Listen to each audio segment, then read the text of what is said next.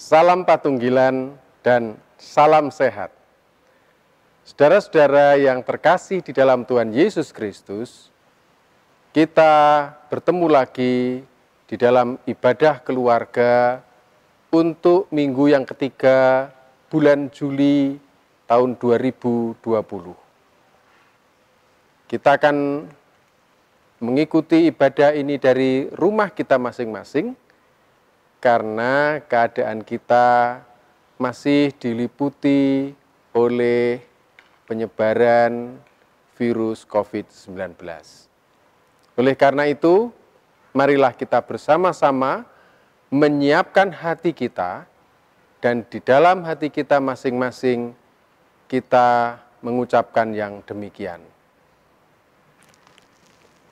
Ibadah kita pada hari ini kita adakan di dalam nama Tuhan Allah Sang Pencipta, Tuhan Yesus Kristus Sang Putra, dan Sang Roh Kudus penyerta kita.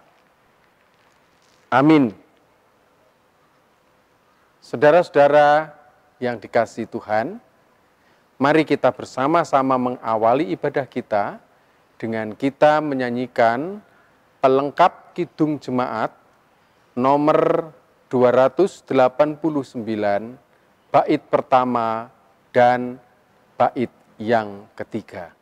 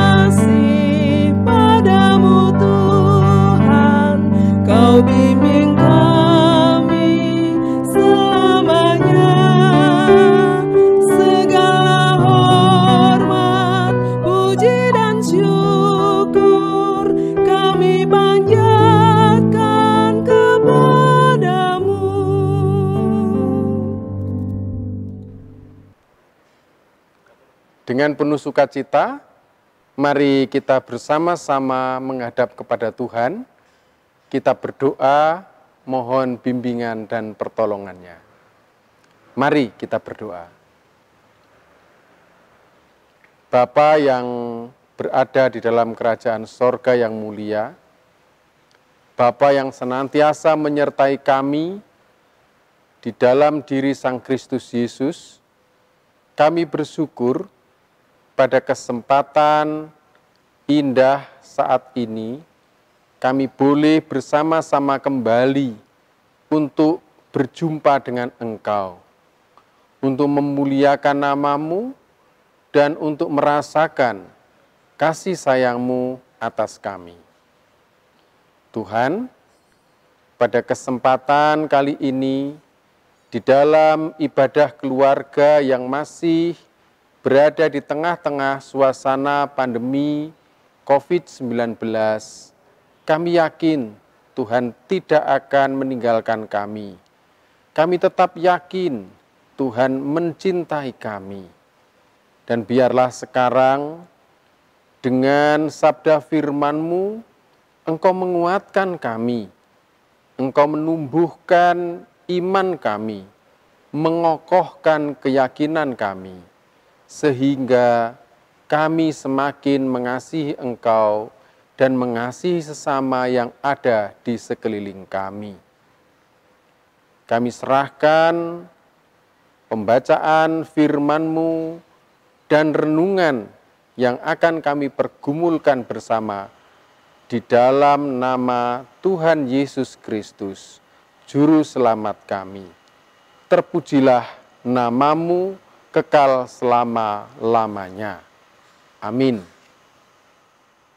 Saudara-saudaraku yang dikasihi Tuhan, kita akan bersama-sama menggumulkan sabda Tuhan berdasarkan perikop dari kitab Kejadian, pasalnya yang ke-33, ayat 1 sampai dengan 17.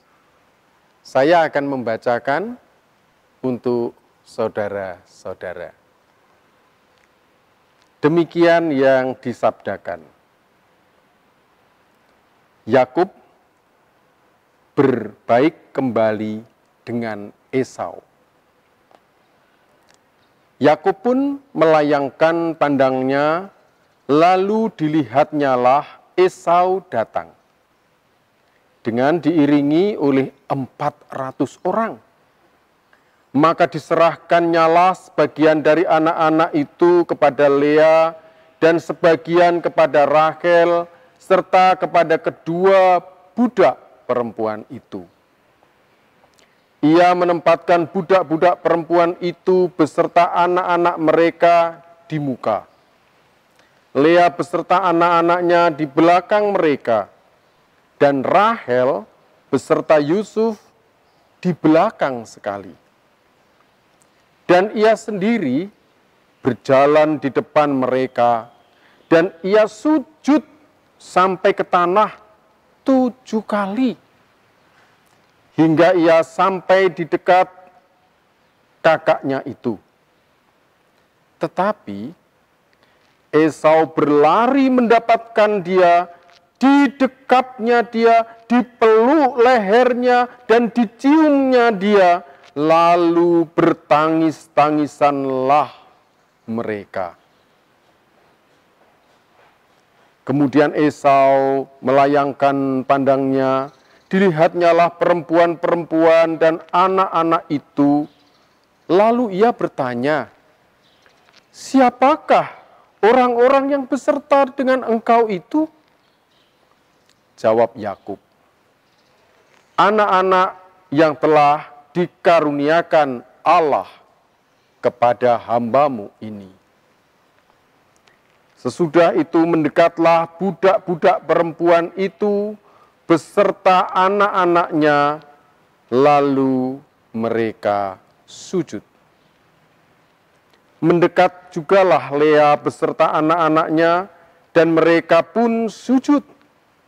Kemudian mendekatlah Yusuf beserta Rahel, dan mereka juga sujud. Berkatalah Esau, "Apakah maksudmu dengan seluruh pasukan yang telah bertemu dengan aku tadi?" Jawabnya, "Untuk mendapat kasih tuanku." Tetapi kata Esau, "Aku mempunyai banyak adikku, peganglah apa yang ada padamu." Tetapi kata Yakub, "Janganlah kiranya demikian. Jikalau aku telah mendapat kasih-Mu, terimalah persembahan ini dari tanganku, karena memang melihat muka-Mu adalah bagiku serasa melihat wajah Allah, dan Engkau pun berkenan menyambut aku. Terimalah kiranya pemberian tanda salamku ini yang telah kubawa kepadamu, sebab Allah telah memberi karunia kepadaku, dan aku pun mempunyai segala-galanya. Lalu dibujuk-bujuk nyalah Esau hingga diterimanya. Kata Esau, baiklah, kita berjalan terus, aku akan menyertai engkau. Tetapi Yakub berkata kepadanya, Tuanku maklum bahwa anak-anak ini masih kurang kuat, dan bahwa beserta aku ada kambing, domba, dan lembu sapi yang masih menyusui. Jika diburu-buru 1 hari saja, maka seluruh kumpulan binatang itu akan mati. Biarlah kiranya Tuanku berjalan lebih dahulu dari hamba-Mu ini, dan aku mau dengan hati-hati beringsut maju menurut langkah hewan yang berjalan di depanku dan menurut langkah anak-anak sampai aku tiba pada Tuanku di Seir. Lalu kata Esau, kalau begitu, baiklah, kutinggalkan padamu beberapa orang dari pengikutku. Tetapi Yakub berkata, tidak usah demikian, biarlah aku mendapat kasih Tuanku saja. Jadi, pulanglah Esau pada hari itu berjalan ke Seir. Tetapi Yakub berangkat ke Sukot, lalu mendirikan rumah, dan untuk ternaknya dibuatnya gubuk-gubuk. Itulah sebabnya tempat itu dinamai Sukot. Demikianlah pembacaan sabda Tuhan, dan marilah kita bersama-sama menggumulinya. Saudara-saudaraku yang dikasihi Tuhan Yesus Kristus, di Indonesia kita mengenal 3 kata yang menunjukkan adanya relasi yang dekat, yang intim. 3 kata ini bisa saling dipertukarkan satu dengan yang lain, yaitu kasih, cinta, dan sayang. Hampir-hampir kita tidak dapat membedakan 3 kata ini. Saya mencintai orang tua saya juga bisa diganti menjadi saya menyayangi orang tua saya. Juga bisa dikatakan saya mengasihi orang tua saya. Tetapi tidak demikian di Yahudi pada zaman Tuhan Yesus Kristus.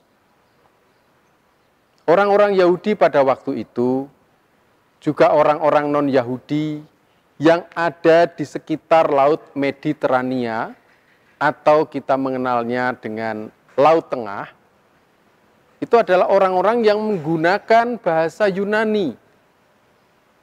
Nah, di dalam bahasa Yunani juga dikenal ada 3 kata untuk menggambarkan relasi, tetapi itu tidak dapat ditukar-tukarkan satu dengan yang lain karena konotasinya berbeda. Yang pertama, eros. Eros itu merupakan gambaran relasi yang ada hubungannya dengan seksualitas, sensualitas, erotisme. Biasanya kata eros dipakai untuk menggambarkan hubungan antara atau relasi antara suami dengan istri. Yang kedua adalah kata filia. Kata filia adalah yang dipakai untuk menunjukkan relasi antara 2 orang atau lebih yang masing-masing merasa senasib sepenanggungan. Kita mengenalnya dengan istilah kasih persahabatan. Karena sama-sama berasal dari jemaat yang sama, ketemu di Kenya, Afrika sana, walaupun semula tidak terlalu kenal, tapi begitu saling bertanya, ini dari mana? Indonesia ya kelihatannya. Ya, saya dari Indonesia. Indonesia mana? Saya dari Tambak Asri. Loh, saya dari Sobrah. Merasa satu wilayah, tidak ada hubungan semula, tiba-tiba merasa dekat. Karena merasa senasib sepenanggungan. Nah, yang ketiga itu adalah storge. Storge adalah relasi kasih, sayang, atau cinta di antara orang-orang yang memiliki hubungan darah, tali kekeluargaan, atau hubungan genetika.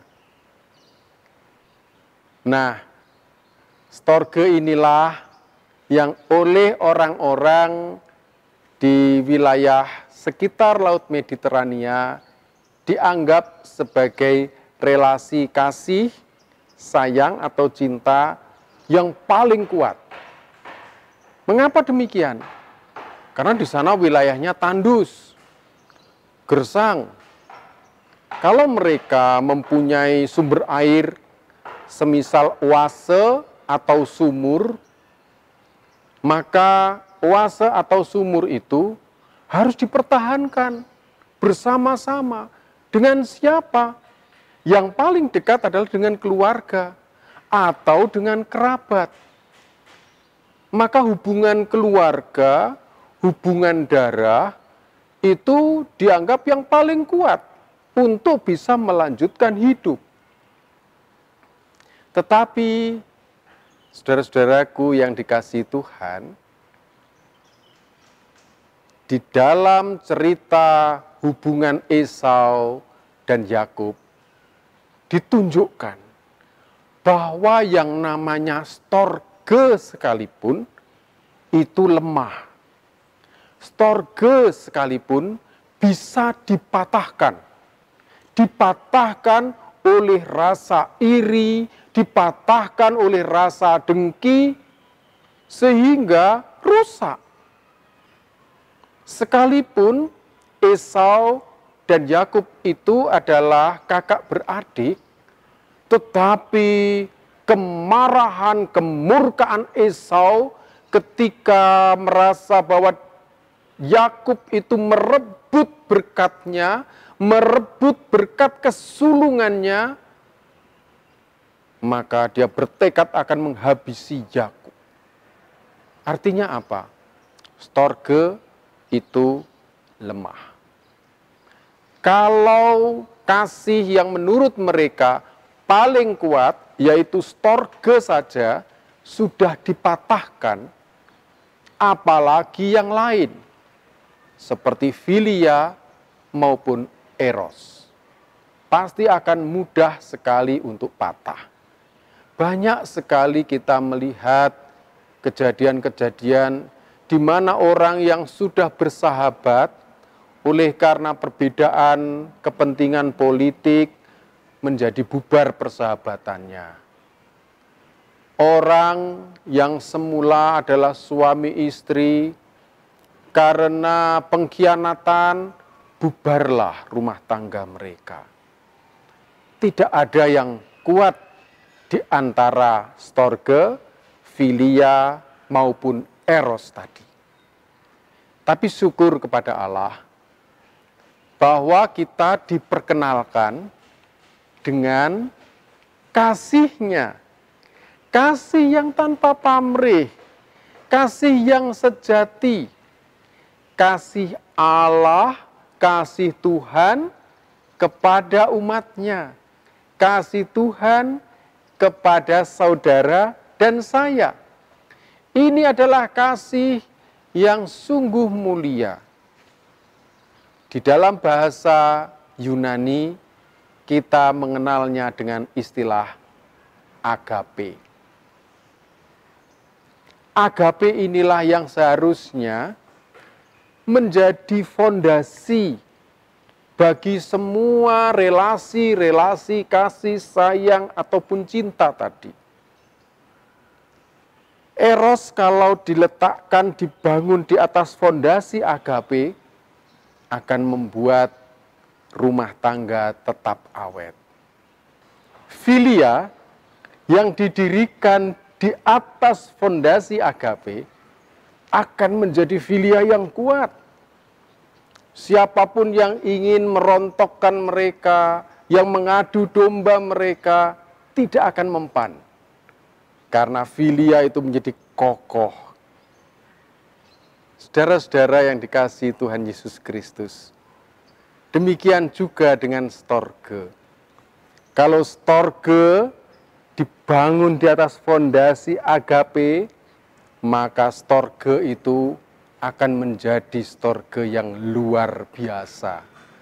Kasih kekeluargaan yang luar biasa. Dan itulah yang ditunjukkan Esau.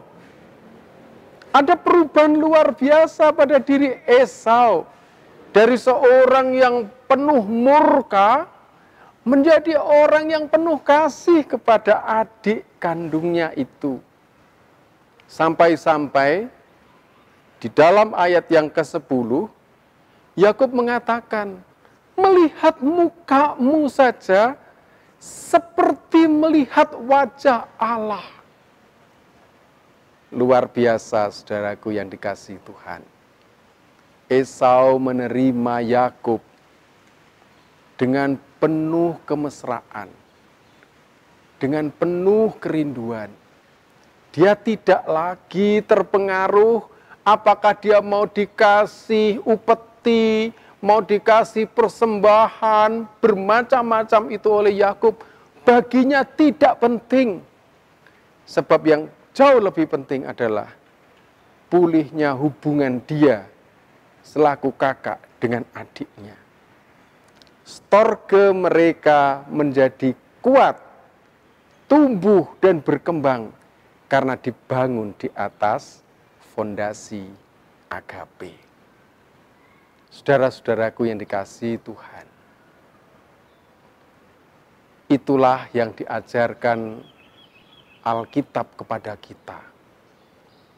Kita bisa mencintai dengan tipe cinta apapun, tetapi semua cinta itu akan mudah sekali rontok, hancur, roboh jika tidak diletakkan, jika tidak dibangun di atas fondasi agape. Jadi jangan pernah lelah untuk mengasihi siapapun. Jangan pernah lelah untuk menyayangi siapapun. Karena Tuhan tidak pernah lelah mencintai kita. Tuhan senantiasa menyinarkan wajah kasih-Nya kepada kita. Saya pun mengasihi saudara. Tuhan memberkati. Amin. Marilah sekarang kita bersama-sama memasuki saat teduh masing-masing, merenungkan sejauh mana kasih yang sudah kita nyatakan kepada orang-orang di sekeliling kita, tetangga kita, saudara-saudara kita, atau siapapun yang berelasi dengan kita. Mari kita mengambil saat teduh.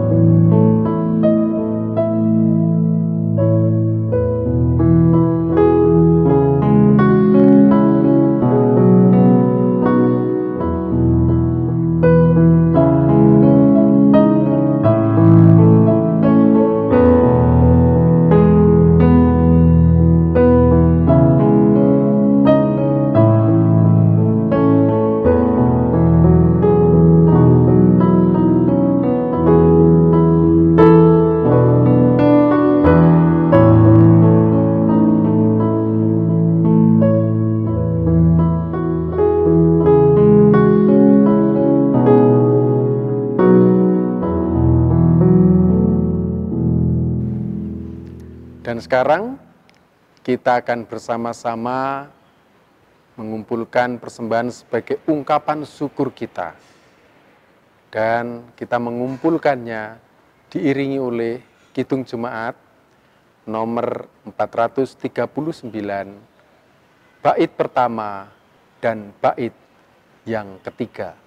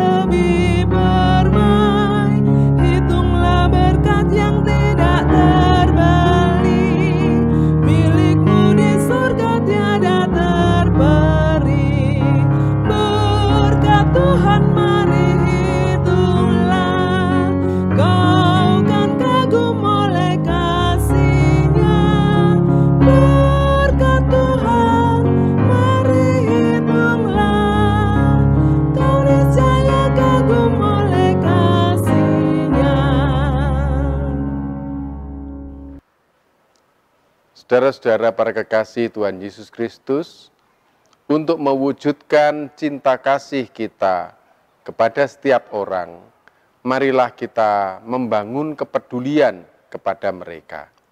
Salah satu cara kita mempedulikan mereka adalah dengan kita berdoa. Dan setelah itu mari kita bersama-sama menindaklanjuti dengan melakukan aksi-aksi penuh kasih kepada saudara-saudara kita. Dan sekarang mari kita masuk di dalam doa. Kita berdoa. Dengan penuh syukur ya Tuhan, kami menghampiri tahta kemuliaan-Mu.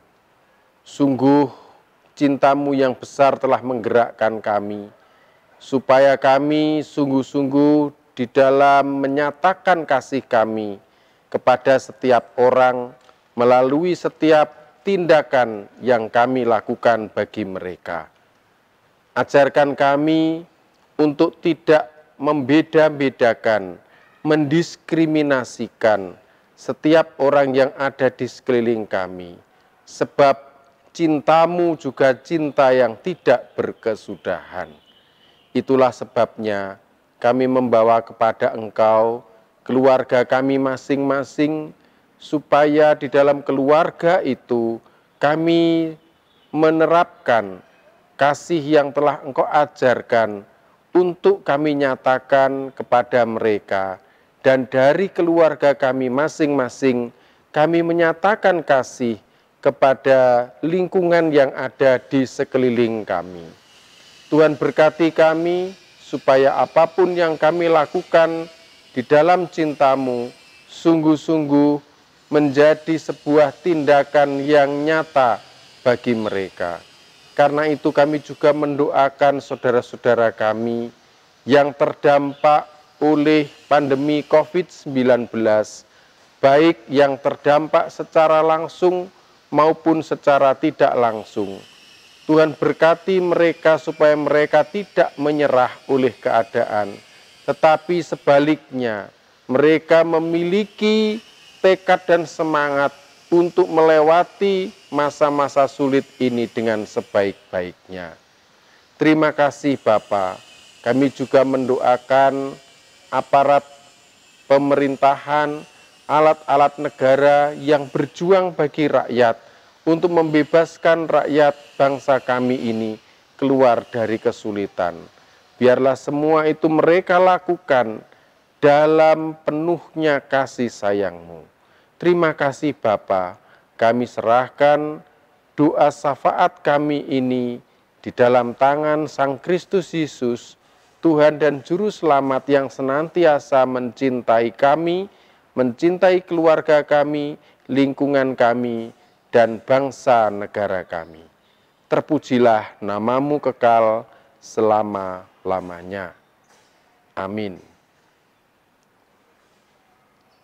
Saudara-saudaraku, marilah kita bersama-sama mengakhiri ibadah keluarga kita dengan kita menyanyikan Kidung Jemaat nomor 422, bait pertama dan bait yang kedua.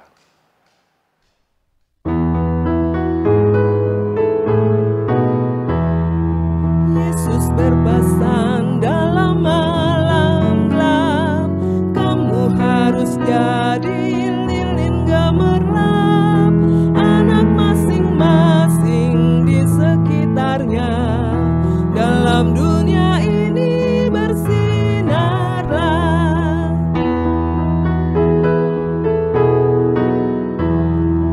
Yesus berpesan bersinarlah terang, lilinmu kulihat malam dan siang, anak masing-masing di sekitarnya, untuk hormat Tuhan bersinarlah.